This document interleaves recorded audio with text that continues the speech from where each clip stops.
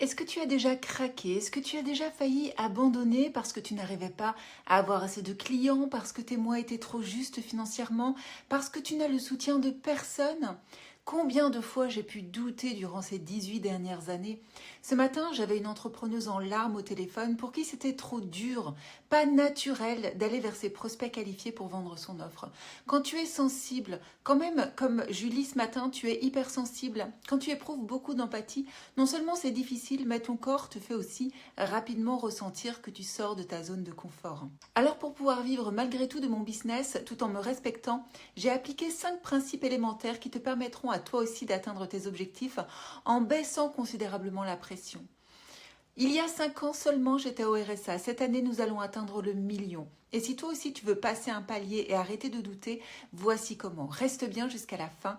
Le 5e principe est le plus efficace. Oh, et tu l'as peut-être compris, j'ai un réseau d'affaires, alors j'adore réseauter. N'hésite pas à te présenter en commentaire ta cible et la transformation que tu proposes. Qui sait, ça pourrait intéresser certains d'entre nous. Le principe numéro 1 à connaître est que si quelque chose te fait peur, c'est la plupart du temps le chemin que tu dois prendre. J'étais terrifiée à l'idée de passer un appel vers un prospect qualifié. J'étais terrifiée à l'idée de faire mon premier webinaire. J'étais terrifiée avant de commencer à déléguer certaines tâches de mon business. J'étais terrifiée à l'idée d'investir sur moi. Que se serait-il passé si je n'avais pas fait tout ça? Eh bien, rien. Je serais toujours une entrepreneuse précaire qui a trop peur de prendre la posture d'une entrepreneuse. Tout à l'heure, quand je discutais avec Julie, elle m'expliquait qu'elle était au début de ses prises de parole en public et qu'aucun prospect n'était venu la voir ensuite. Elle a donc considéré cela comme un échec, alors que c'était juste un entraînement. Je te donne un exemple. Mon fils a démarré une routine le matin de quelques mouvements sportifs car il passe sa vie devant son ordi. Il a conscience qu'il va lui falloir quelques semaines, quelques mois pour que son corps commence à changer. Et toi, c'est pareil, quand tu implémentes une nouvelle stratégie, tu n'as jamais 10 nouveaux clients en quelques heures. Quand j'ai démarré mes premiers webinaires, j'étais tellement inexpérimentée que j'ai même failli en live tomber dans les pommes devant les quelques personnes qui me regardaient. Et j'aurais pu me dire, oh, mais je suis trop fragile, mon corps me dit non, ça ne marche pas, on m'a menti. Mais en fait non, c'était juste un apprentissage. J'ai commencé par arrêter de faire des webinaires debout. Oui, parce qu'en fait, je tiens pas debout très longtemps immobile. Mais je me suis mise assise, à l'aise, et à chaque webinaire, j'améliorais quelque chose pour que ça fonctionne de mieux en mieux, pour avoir plus de monde, pour convertir plus de clients. Ça fait bientôt 4 ans que je fais des webinaires et je continue toujours d'améliorer les choses, c'est pour dire. Au fur et à mesure du temps, tu n'éprouveras plus cette peur ou cette appréhension. Et tu connais le dicton, même s'il t'en reste encore un petit peu. Le courage, c'est pas de supprimer la peur de faire les choses, mais c'est de faire les choses même si tu as encore peur. Pour t'aider à passer à l'action, tu peux prendre quelques techniques de PNL pour que ton cerveau comprenne que ce n'est pas une menace, au contraire, que c'est une opportunité de grandir. Je t'offre un exercice. Quand tu as peur de passer à l'action, d'abord identifie la fausse alerte. Pose-toi cette question. Qu'est-ce que mon cerveau essaye de me faire éviter là exactement? Puis nomme la situation précise. Est-ce que c'est d'appeler un prospect? Est-ce que c'est de prendre la parole? Est-ce que c'est de vendre? Est-ce que c'est d'envoyer un message? Est-ce que c'est de publier un contenu? Tu dois ne décider que d'une seule situation. Ensuite, change ton étiquette mentale. Comme je te le disais, ton cerveau traite cette situation comme une menace, alors qu'en réalité, c'est un entraînement. Donc, reformule cette phrase à l'identique. Je suis en sécurité, je m'entraîne. La répétition est clé ici, répète-la souvent. Je suis en sécurité, je m'entraîne. Et puis maintenant, tu dois installer l'ancrage corporel. En même temps, fais ça physiquement. Pose une main sur ton sternum, c'est le centre émotionnel. Inspire lentement par le nez pendant 4 secondes. Expire par la bouche pendant 6 secondes. En même temps, redis-toi intérieurement. C'est inconfortable, mais je suis en sécurité. Ça marche parce que le corps apprend avant le mental. En faisant ça, tu désactives la réponse danger et tu actives la réponse adaptation. En fait, la peur te dit que tu es en train de devenir quelqu'un de nouveau. Et ça, ton cerveau ne le connaît pas encore. Donc ça lui fait peur. Ce n'est pas forcément que tu n'es pas faite pour ça. C'est juste que tu es en train d'apprendre un nouveau métier. Et Dieu sait que dans l'entrepreneuriat, des nouveaux métiers, c'est tous les 6 mois qu'on en apprend. Alors le principe numéro 2 va peut-être te sembler un peu étrange, mais il va falloir que tu dissocies 2 choses. Pour te sentir forte, tu dois réagir un petit peu comme un robot dans les tâches que tu as à accomplir tous les jours. Tu ne dois pas laisser tes émotions prendre le dessus. Tu ne dois pas laisser ton cerveau te dire « je suis fatiguée, je suis malade, je veux pas, j'ai la flemme ». Même si c'est pour une toute petite action, tu dois passer à l'action. tous les jours, sans y mettre d'émotion. C'est quelque chose à faire, sans discuter. Par contre, si, comme Julie, tu es hypersensible, que tu es empathe, que tu aimes l'humanité entière, c'est très bien. Garde cette empathie quand tu discutes avec tes prospects pour créer des relations de confiance. C'est là qu'on a besoin de toi et de tes émotions.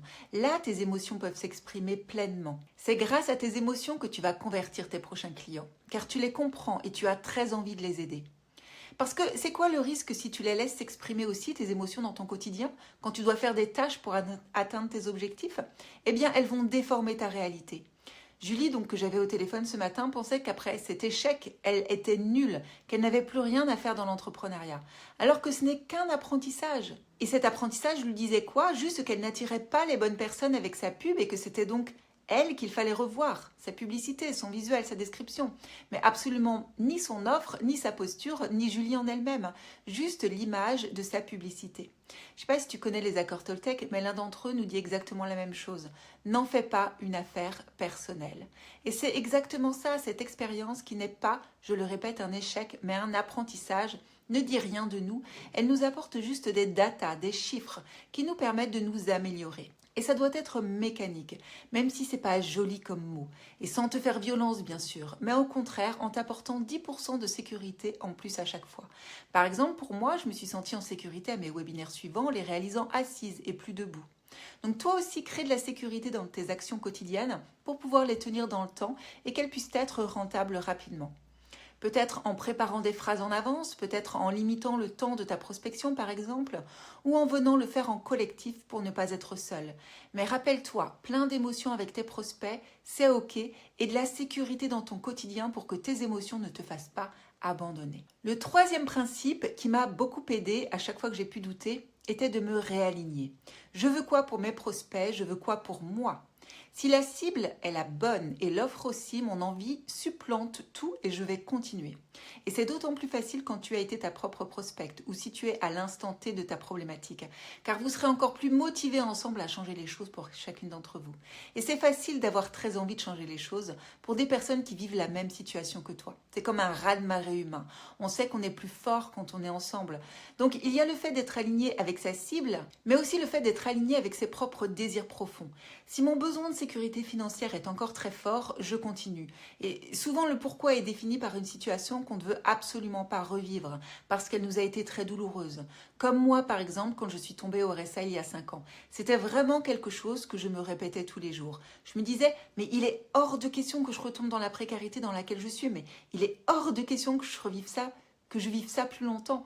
On n'a qu'une vie, c'est terminé, c'est derrière moi, je ne veux plus jamais ça. Ou alors tu peux aussi avoir comme pourquoi quelque chose de joyeux, un futur désirable, auquel tu t'accroches pour pouvoir avancer en te disant, non pas d'une situation que je veux fuir, une situation qui me fait souffrir, mais je veux accéder à quelque chose de plus beau, de plus grand et de plus doux. Et c'est ce pourquoi-là alors qui t'entraîne. Le quatrième principe est tellement important. Nous devons nous demander à chaque fois que l'on pense échouer, quelle est ma part de responsabilité et comment je peux m'améliorer. J'imagine que tu connais le triangle de Karpman et le fameux rôle de victime. Moi, j'ai passé tellement d'années à m'attribuer ce rôle de victime pour me complaire dans mon inaction. Victime d'un conjoint violent, victime du manque de clients, victime d'une chef qui me harcelait, victime d'une formation qui ne m'apportait pas de résultats. Mais c'était tellement facile d'attribuer la responsabilité aux autres.